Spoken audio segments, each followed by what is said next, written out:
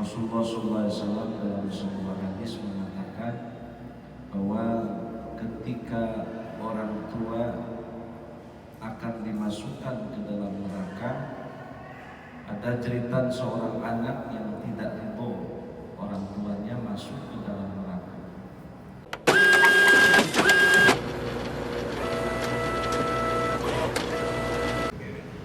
Assalamualaikum warahmatullahi wabarakatuh. Alhamdulillahi rabbil alamin. Allahumma salli wa sallim ala Muhammadin abdika wa rasulika nabiyil ummi wa ala ali Muhammadin wa azwajihi wa dhurriyyatihi kama sallaita ala Ibrahim wa ala ali Ibrahim fil alamin innaka Hamidum Majid. Wa ashhadu an la ilaha illallah wahdahu la syarika lah wa ashhadu anna Muhammadan abduhu wa rasuluh arsalahu bil huda wa dinil haq liyudhhirahu 'ala ad-din kullih walau karihal musyrikun. Amma ba'du. Faqala Allah ta'ala fil Qur'anil Karim, a'udzu billahi minasy syaithanir rajim. Bismillahirrahmanirrahim. Wala tasma'unna minal ladina utul kitaba min qablihim wa minal ladina asyraku adan katsira wa in tasbiru wa tattaqu fa inna dzalika min azmil umur. Shadaqallahul azim wa shadaqa rasuluhul karim wa nahnu ala dzalika minasy syahidin wasyakirin walhamdulillahi rabbil alamin. Pertama-tama marilah kita panjatkan puji dan syukur kehadirat Allah yang Maha Ghafur. Salawat dan salam semoga tetap terlimpah curahkan kepada baginda Nabi besar Muhammad sallallahu alaihi wasallam, para keluarga, para sahabat, para tabi'in, asba'ut tabi'in, mudah-mudahan sampai kepada kita sekalian selaku umatnya, amin ya rabbal alamin. Para jamaah kaum muslimin rahimakumullah, alhamdulillah pada kesempatan yang mulia ini kita sekalian bisa bermuajahah, bisa silaturahmi kembali di dalam rangka melaksanakan kewajiban kita sholat berjamaah maghrib. Mudah-mudahan ibadah kita diterima Allah Subhanahu wa ta'ala.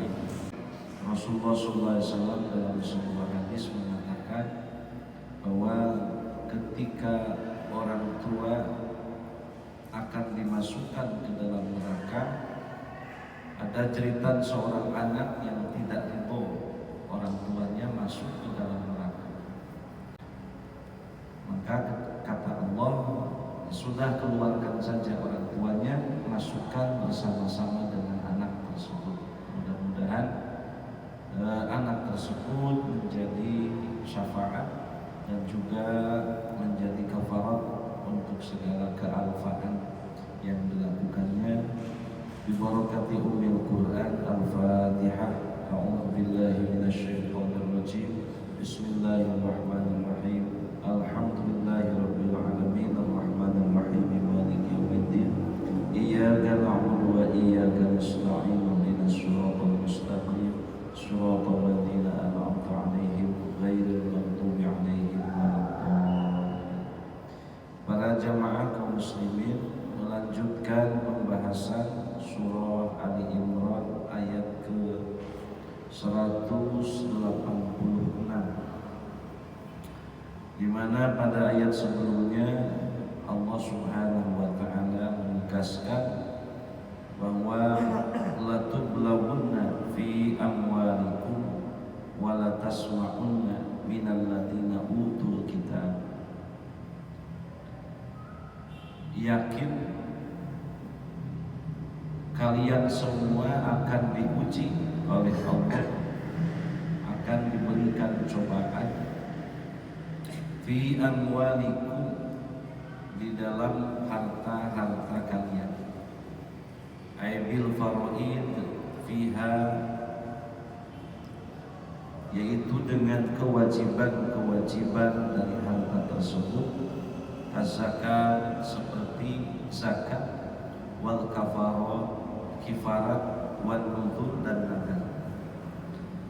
Zakat yang Allah wajibkan di samping sebuah kewajiban juga itu merupakan satu ujian dari Allah. Sebab nurani manusia, tabiat manusia itu pelit. Tabiat manusia itu merasa menyayangi sesuatu yang telah dia kumpulkan dengan jerih payah. Sering orang berjanji, kalau saya dapat rezeki, saya mau ngasih. Tapi ternyata setelah dapat rezekinya, ternyata tidak memberikan apa yang dijanjikannya. Itulah kenapa harta ini dipandang dari satu sisi adalah ujian bagi kita. Karena berat, mengeluarkan zakat itu bukan hal yang gampang. Maka bersyukurlah ketika seseorang berani mengeluarkan zakat atas kekayaannya. Nah, para jamaah kaum muslimin rahimakumullah, sehingga zaman dahulu dalam riwayat yang masyhur kita mengetahui di zaman Rasul ada yang disebut dengan Sa'labah. Di zaman Fir'aun, zaman Nabi Musa, ada yang disebut Qarun. Qarun itu di samping orang kaya, dia adalah orang yang hafal kitab Taurat dan Injil. Tetapi akibat kekayaannya sombong terhadap Nabi Musa, membangkang ajakan Nabi Musa, melecehkan terhadap Nabi Musa karena kekayaannya. Disitulah sisi ujian harta tersebut. Kebanyakan orang yang punya harta banyak perilakunya sombong,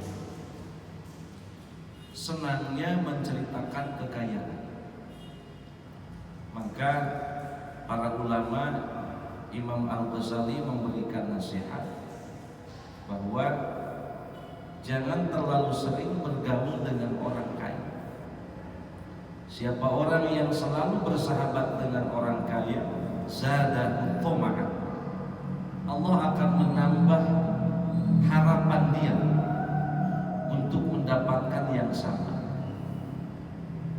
Di rumah motor pun setoran, bantal sudah rusak, beras tidak punya, bergaul dengan orang kaya, diberi tidak, yang hanya melamun saja. Bagaimana kalau saya kaya seperti orang lain? Maka disitulah bahaya. Tapi bukan berarti kekayaan tersebut merupakan musibah segala-galanya andai bisa menyikapi kekayaan tersebut. Bila orang menyadari ketika Allah berfirman di dalam Al-Quran, wala tamudanna 'ainaika ila ma mata'na bihi azwazan minhum zahratal hayatid dunya linaftinahum fihi wa rizqu rabbika khairu wa abqa. Maknanya kurang lebih wala tamudanna 'ainaika, jangan kau pusatkan pandanganmu ila ma mata'na bihi azwajan minhum, akan segala kenikmatan yang Allah telah berikan kepada orang-orang kafir sebagai bunga daripada kehidupan. Orang kafir itu diberikan hak dunia lebih banyak ketimbang orang Islam. Kenapa Rasul mengatakan ad-dunya sijnul mu'minin wa jannatul kafirin? Dunia ini adalah penjara bagi orang beriman dan surga bagi orang kaya, karena mereka tidak melalui tahapan-tahapan ujian dari harta. Tidak ada yang namanya dengan tidak zakat mereka bangkrut, tidak. Kenapa? Mereka tidak melalui tahapan itu. tidak punya kewajiban atas itu, sehingga dunia ini seolah-olah hanya milik mereka. Mereka tidak disanksi oleh Allah ketika melanggar. Itulah yang disebut dengan wajannatul kafir. Budaya-budaya barat ini sekarang akan diadopsi oleh orang Islam. Bagaimana peradaban Islam tidak akan semakin mundur apabila budaya tersebut ditiru. Arab Saudi sekarang kan sudah bebas. Pesta anak muda, laki-laki, perempuan itu sudah bebas. Diskotik dibuka di mana-mana. Bahkan ketika ulama Imam Masjidil Haram mengkritik kebijakan tersebut, sedang khutbah ditangkap langsung. Ini kan baru-baru sekarang. Ini pengaruh apa? Pengaruh daripada dunia tersebut sebagai ujian daripada Allah Subhanahu wa taala. La tublahunna fi amwalikum. Harta-harta kalian itu akan dijadikan ujian oleh Allah. Siapa yang lulus dari ujian tersebut, maka mereka lah yang berbahagia. Apakah hanya itu yang Allah jadikan ujian? Wa anfusikum, dan diri kalian. Dengan apa diri kita diuji? Bil ibadah, dengan ibadah. Siapa yang tidak merasa berat dengan ibadah? Siapa yang tidak ngantuk ketika ngaji?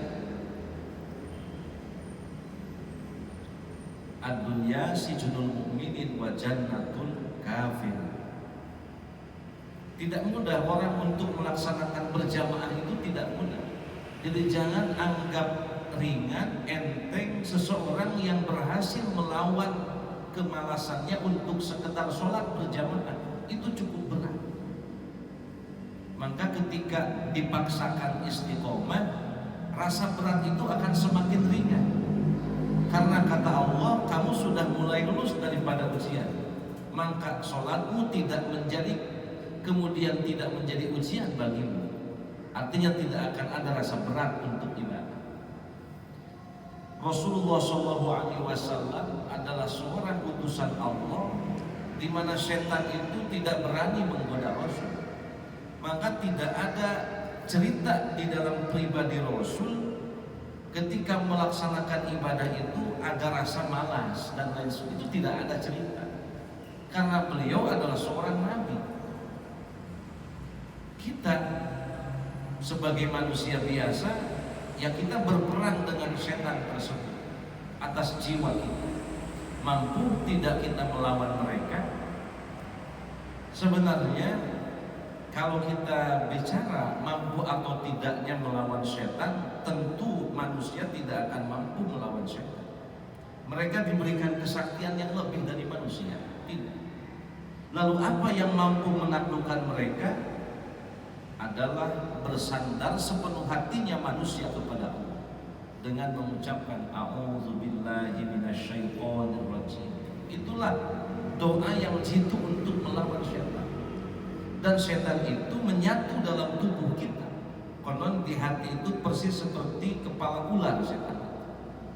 Jikalau manusia lupa, dia akan hidup. Tapi ketika manusia ingat kepada Allah, zikir, dengan memperbanyak zikir kepada Allah, maka dia akan tertidur. Ketika manusia zikir kepada Allah, setan itu loncat keluar dari tubuh manusia dalam secepat kilat. Tapi ketika manusia lupa, dengan secepat kilat pula setan kembali ke dalam tubuh manusia. Beruntunglah ditinjau dari satu sisi bahwa kita ini digoda oleh setan. Karena yang namanya malaikat, kelompok mereka begitu ringan atas perintah Allah. Tasbih kamu, dia seumur hidup akan bertasbih, tidak akan terhenti. Sujud kamu, selagi dunia ini ada dan Allah belum perintahkan berhenti dari sujud, malaikat akan terus bersujud. Kehidupan mereka itu monoton, tidak ada nafsu. Manusia ada yang disebut dengan nafsu al-amarah bisu, yang selalu mengajak kepada hal-hal negatif, sehingga tugas Allah yang begitu ringan sholat 5 waktu, satu kali sholat itu paling 5 menit. Tapi kenapa banyak manusia yang lebih ringan mengangkat beban batu daripada mengangkat tangan untuk sekedar takbiratul ihram? Lihat di tempat-tempat fitness, Pak Yani ahli fitness, saya termasuk murid beliau, saya tukang fitness. Banyak orang yang kuat badannya, fisiknya luar biasa, tapi ketika diajak sholat, tangan itu terasa lumpuh, tidak mampu mengangkatkan tangan. Kenapa?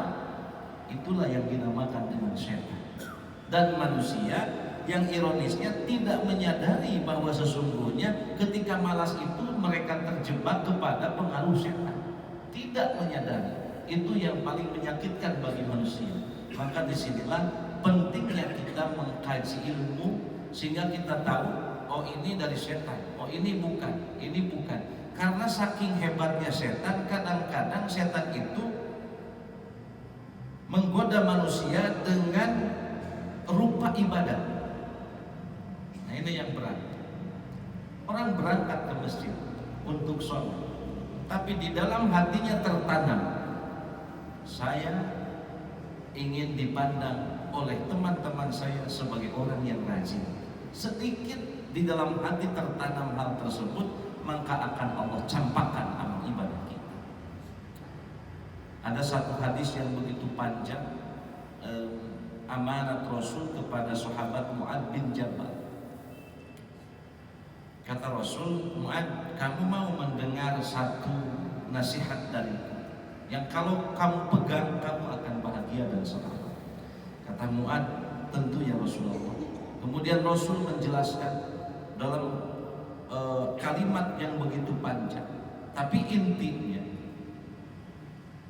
amal perbuatan manusia itu melalui tahapan klasifikasi. Apa ya namanya? Ada sertifikasinya.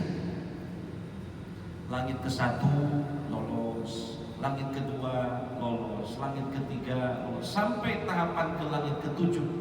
Ada yang tidak lulus pula. Tapi sampai ke langit ke-7, malaikat sudah optimis bahwa amal ibadah manusia ini akan lulus menghadap Allah Subhanahu wa ta'ala. Tapi ternyata ketika sampai kepada Allah, Allah bertanya kepada malaikat, amal siapa ini? Ya Allah, itu amal fulan bin fulan. Tolong amal ini tabukkan ke dalam jiwa manusia tersebut, kembalikan kepada mereka, sebab aku tidak butuh amalmu. Kenapa ya Allah? Karena di dalam hatinya tersimpan ingin dipuji oleh orang lain dari ibadahnya. Nah ini yang kita harus hati-hati itu. Setan seringkali kita menjadi imam bukan berarti lulus daripada ujian setan. Ada pengaruh-pengaruh setan yang mengganggu kita, merasa diri lebih baik dari orang lain, merasa bacaan kita lebih fasih dari orang lain, merasa bahwa kita ini lebih soleh dari orang lain. Maka di saat perasaan itu tertanam pada jiwa manusia, di saat itu pula amal ibadah tertolak di hadapan Allah Subhanahu wa ta'ala. Maka pantas kalau Allah mengatakan wa anfusikum, diri kalian pun menjadi ujian bagi kalian. Jadi hidup ini tidak gampang. Mungkin secara zahir kita yang hadir di sini insya Allah ahli surga. Amin ya rabbal alamin. Tapi kita tidak tahu yang sebenarnya. Hanya Allah yang tahu. Maka di dalam amal itu di akhirat nanti auditor terhadap amal itu ada dua. Satu Rasul, yang kedua adalah Allah. Rasul hanya mengaudit tentang masalah yang dohir saja, sholatnya benar atau tidak menurut syarat dan rukunnya, bacaannya benar atau tidak di dalam sholat. Tapi audit yang paling berat adalah ketika diaudit oleh Allah, karena audit Allah itu urusannya dengan batin manusia. Meskipun secara dohir rukunya sudah benar, niatnya sudah benar, sujudnya sudah benar, segala pun sudah benar, tapi ternyata ada kegagalan di mana? Di dalam hati manusia. Mudah-mudahan ya kita selamat semua. Amin ya rabbal alamin. Nah, kemudian wala tasma'unna minal ladzina utul kitab min qablihim wa minal ladzina asyraku adan katsira. Dan kalian akan mendengar dari orang-orang yang diberikan kitab kepada mereka min qablikum, dari sebelum kalian, al yahud wan nasara, yaitu bangsa Yahudi dan Nasrani, wa minal ladzina asyraku adan katsira, dan dari orang-orang yang menyekutukan Allah di kalangan bangsa Arab akan melakukan adan katsira, menyakiti kalian yang begitu banyak. Binasa, kalian dihinakan, wa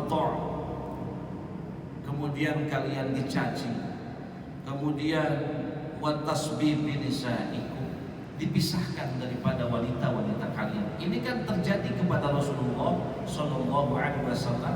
Bagaimana Rasul terusir dari kota kelahirannya, dari kota Makkah menuju kota Madinatul Munawwarah. Atas apa? Atas ujian yang Allah berikan melalui orang-orang musyrik yang begitu dahsyat mendiskriminasikan Rasulullah SAW beserta para sahabat. Nah, ini pun bukan hanya akan terjadi kepada Nabi, termasuk umatnya. Maka jangan kaget kalau di zaman sekarang banyak pelecehan terhadap agama. Baru-baru seorang pejabat mengatakan bahwa Tuhanku tidak butuh ditolong. Kasihan ya, Tuhanmu butuh ditolong. Ini kan pelecehan sebenarnya terhadap agama. Tapi ya bersabar. Karena menurut orang tua dulu, ketika zaman sudah seperti ini, maka kalian harus pintar memasang strategi. Apa strategi yang paling hebat di zaman seperti ini? Adalah depan, nyumput dinu poek. Kata guru saya, kalau lamun nyumput ulah takut, nyumput sing bener, sing buni. Kenapa? Ya kita lihat orang-orang yang punya keberanian seperti para habaib, berani mengatakan sesuatu, ya terpaksa ditangkap. Yang jadi korban siapa? Umat yang suka ngaji kepada beliau kan berarti libur ngajinya karena ditangkap. Bukan berarti tidak baik berjuang itu, tetapi kita harus pintar di dalam menyusun strategi.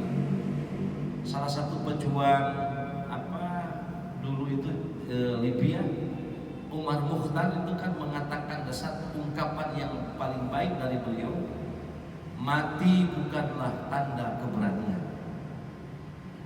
Mati bukanlah tanda keberanian. Jadi artinya meskipun mati kalau tidak ada strategi itu konyol namanya.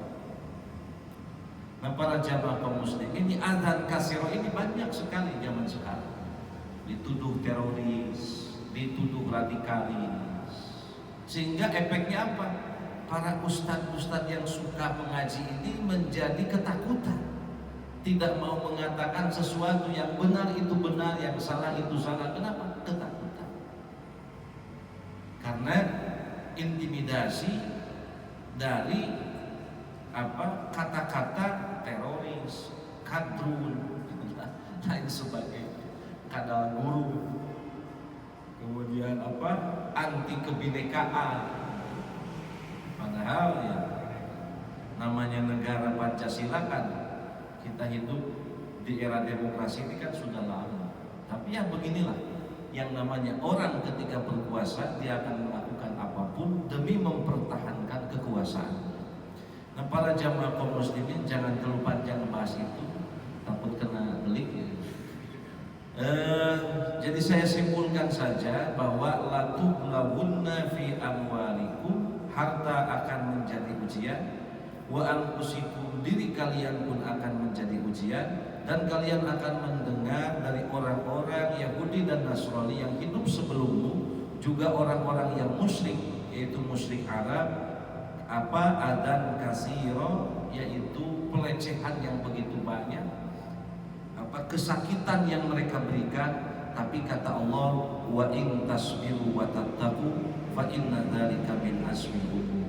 Kalau kalian sabar dan bertakwa kepada Allah, fa inna dzalika min azmil umur, karena sabar dan takwa itu adalah urusan yang sangat wajib, keharusan umat Islam bersabar akan segala ujian.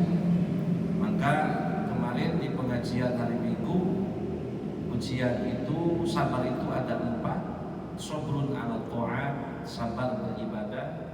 Sobrun ala tarkil maksiat, sabar meninggalkan dosa.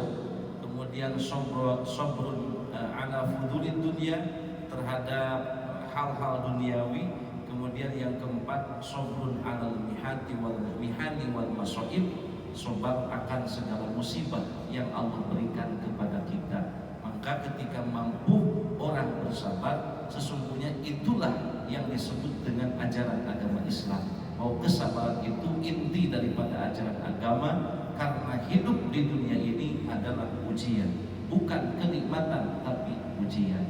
Yang kaya diuji dengan kekayaannya, yang miskin pun diuji dengan kemiskinannya. Mudah-mudahan bermanfaat, khusus untuk saya pribadi, umumnya bagi jamaah sekalian. Khutbah syuhada al-qadar. Assalamualaikum warahmatullahi wabarakatuh. Allahumma arhamna bil Qur'an waj'alhu lana imaman wa nuran wa hudan wa rahmah. Allahumma dzakirna minhu ma nasina wa 'allimna minhu ma jahil warzuqna tilawatahu ana al-laili wa ana an-nahar waj'alhu lana hujjatan ya rabbal alamin. Walhamdulillahi rabbil alamin. مولاي صل وسلم